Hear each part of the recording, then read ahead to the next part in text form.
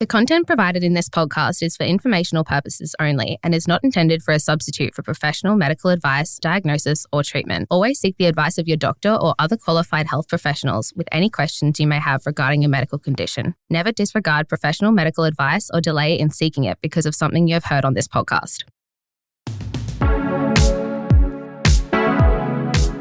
On today's episode, we will be debunking some myths and facts associated with type 1 diabetes. We're your hosts, Isabella and Sebastian Harris. This is Life on the Level. If you're listening, you probably have or know someone with type 1 diabetes. We're here to give you the knowledge and encouragement so you can thrive. Join us as we dive into all things type 1, real experiences, expert insights, and practical strategies. Today, we're going to debunk some myths and facts for those of you who have been recently diagnosed with type 1. Welcome to the club. Yeah, welcome. Yeah, I mean, I don't know. I don't really want to be a member, but here we are. Seb, if you wanted to start us off? Yep, sure. The first myth to debunk is the idea that if you have a high or low blood sugar, you're in immediate danger. One of the things we often hear is the things of like, if you are low for 3 hours, you're in big trouble, or like really, really serious trouble. Or if you have one high blood reading, you're immediately going to be in hospital. Yeah, or if you have a low blood sugar for too long once, it's like your brain cells are gone. Yeah. You've lost 12 brain cells. Yeah, at least. Yeah. And you have like a few more left. But like the whole idea is it's not the end if you have these small periods where you're low or where you're high. Yeah, and they do happen. Yeah. You can't keep it in range the whole time and not to stress about it too. Yeah. Sure, it might be stressful and it's something to worry about for some, but it's not the end all. Yeah. And I think especially people thinking that having a blood sugar of like 12 or whatever a couple of times will then mean that they're going to, lose their feet. That's not how it works. It's not that sudden. I mean, look after yourself, but don't worry about those small little high blood sugars that happen inevitably. Yeah. You're not perfect. It's all normal. Don't stress too much. Yes. Yeah. I think another one is how long it takes to do everything. For example, when I first got my insulin pump, I remember feeling so overwhelmed with how long and every step that needed to be done to change my insulin site.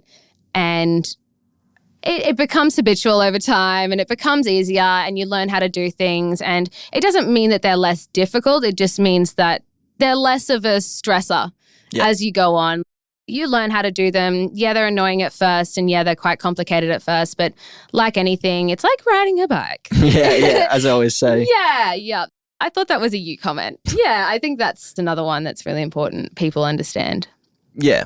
Well, also, just the time that you spend injecting. Like, if you were to count it all up, how long you spend injecting a year, it would be like a very long time. And it's okay that it takes that long when you go out and about, speaking from experience, and you might get some weird, dodgy looks from people going, what are you doing with like a needle? It's okay to take your time and not rush through it just for the sake of... Yeah. You don't have to rush through it just because you're getting a few weird looks. Like, I get that feeling. Yeah. But it's okay. I mean, the worst that can happen is say, what are you doing? And you say, I'm doing this. If they don't understand, then it's just not understanding. We can't be angry at that just because they don't know. Yeah. Another one that we often see is the idea that you will get carb counting wrong. It is one of those things that, yes, you are bound to make mistakes. And yes, you are bound to struggle with carb counting at times. But the more you get used to it and the more you go through it, the more you're able to roughly estimate how much it is without having to be too pedantic about every single meal of the day, because it can get tiring. Yeah. And always think what you're eating here and what you're going to eat later and what you're having for dinner. It's like this big, long process that doesn't need to be as stressful as it is. Yeah, carb counting does eventually become like just something that you learn how to do. And it becomes second nature. Yeah, a lot of it does. Yeah. A thing that's quite interesting to me when I was first diagnosed is that I thought this is like a little bit different. This is sort of if you're first diagnosed, but I thought I needed glasses when I didn't. So basically the swelling of your eye lens can happen if you've got too much glucose, like a glucose buildup, which can cause blurry vision. And that led me to believe that I needed glasses. And then, and your vision goes back to normal after your blood sugars are stabilized. And that's what happened with me. But I just thought it was quite interesting that I had gone through that whole process of like, I need glasses, and I didn't at all.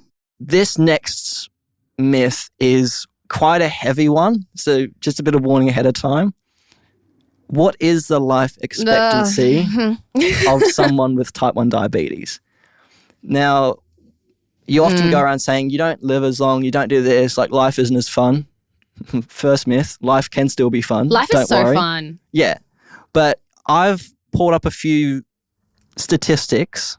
They're not great, but it is improvement, which is the good side of... They're well sourced. Yeah, they're well sourced. The outcome from them, not great. Yeah. So the first piece of information comes from a journal called Diabetologia in 2016 that did a national Australian registry-based cohort study.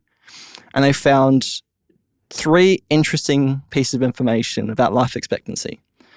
The first thing is the average life expectancy for someone with type 1 diabetes in Australia is 68.6 years.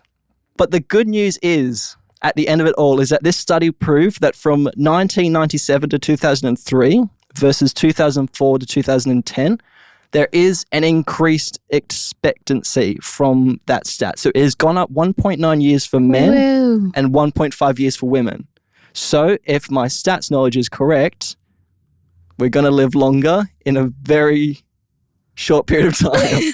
We're going to get there eventually. We're just going to keep pushing through. Eventually, we will get there. Well, that's good. I wonder if it's technology and stuff like that that's improved. I think also awareness of health. Yeah. Like a lot more conscious awareness of it. People being aware of what it is. Yeah. I think another myth is when something happens to you medically, you immediately jump to the fact that it's diabetes related. Now, I think that it's still very important to always check if it could be diabetes related first, because safety. Yeah. And just eliminate one factor, the main one, the main concern. But also not to jump to self-blame and go, oh, this happened because my blood sugar wasn't in range that time and I got this whatever now. And consider that it may also be something completely different and not at all related to your diabetes. For example, I had an issue with my arm and I was told that it was probably diabetes-related nerve damage. And after a couple more specialists, I found out that it was completely unrelated. Had nothing to do with my diabetes. And I was like, why do people get this? Like, why does this happen? Is it something that I had done? And I was doing the whole like, woe is me. It's because I'm, have diabetes.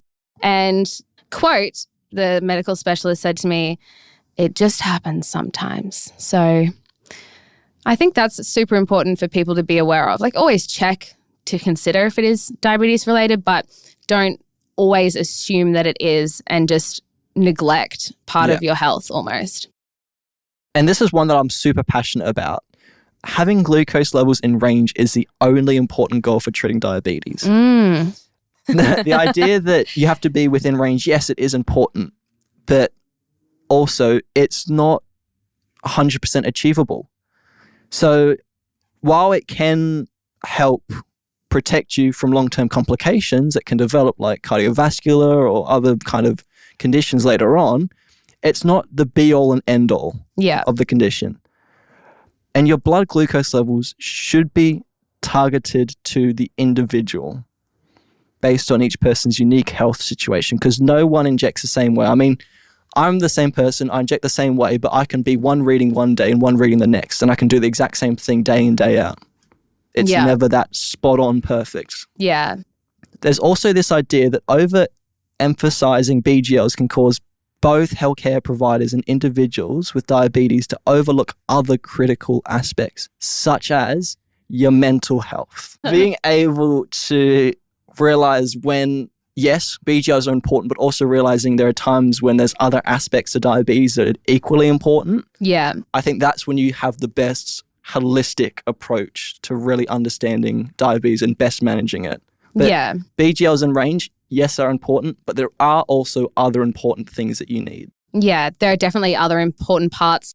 Are you eating properly? Are you eating enough? Are you drinking enough water? Not to neglect those parts of your life and just worry about what your blood sugar is, because they also impact your blood sugar. Yeah. Yeah. Just the basic self-care. Human condition. Just stuff. Yeah. Do it. Keep it basic. It doesn't have to be as complicated as it's made to be, because it can be overwhelming at first when you're diagnosed. I promise you it gets easier. Yeah, for me it's just another thing I've got to do now. Yeah. I mean, it's still annoying, but we still have fun. Apparently. So if you have any other questions about your kind of myths or facts about diabetes, there are some helpful links in the show notes, such as the NDSS Diabetes Youth Zone Just Diagnosed webpage and other resources available through the NDSS and Diabetes Australia. Check them out. As we wrap up another episode of Life on the Level, we want to thank you for being part of the supportive community. Your stories, questions, and just being here fuel our mission to offer meaningful support and education to people living with diabetes. Keep the conversation going, stay connected, and remember, together, we're stronger. Don't forget to follow the show to hear more wherever you listen to your podcasts. This podcast is brought to you by the National Diabetes Services Scheme. The NDSS is an initiative of the Australian Government and is administered by Diabetes Australia. Diabetes Australia acknowledges Aboriginal and Torres Strait Islander peoples as the traditional owners and custodians of this country. We pay the utmost respect to them, their cultures, and to their elders, past and present.